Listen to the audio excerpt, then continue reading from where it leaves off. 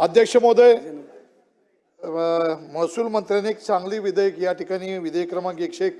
या ठिकाणी आज मंजुरीला आणलं। जास्त बोलणार आहे ना, मला वाटते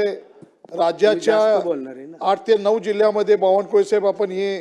विधेयक आणले की तिथल्या हैदराबाद इनाम जमिनीच्या ज्या घर आहेत त्यांची रेग्युलराइज करण्याकरता त्यांना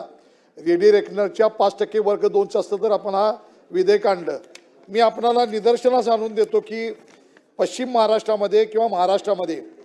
पूर परिस्थिती झाली ते लोकांना सरकारमार्फत घरं देण्यात आलेले आहेत। त्याचं एसओडी अलॉटमेंट केलेले आहे,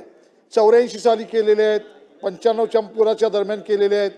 किंवा काही ठिकाणी सरकारनं 12 बलुतेदारांना या ठिकाणी घरं राहण्यासाठी म्हणून आदेश दिलेले आहेत आणि त्यावेळी त्या ठिकाणी मोबदला म्हणून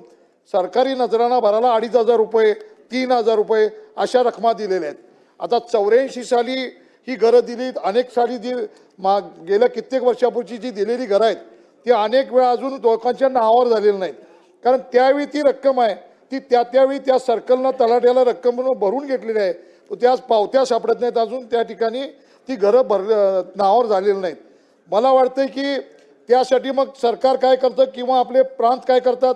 की तुमच्याकडे पावती नाही आहे त्यामुळे जरी आदेश असला तरी हे घर नावावर करता येत नाही म्हणून रेडी रेकनरच्या 50% आणि जर शर्त भंग झाला असेल कोणाला तर विकला असेल तर रेडी रेकनरच्या 75% भरा म्हणून सांगतात।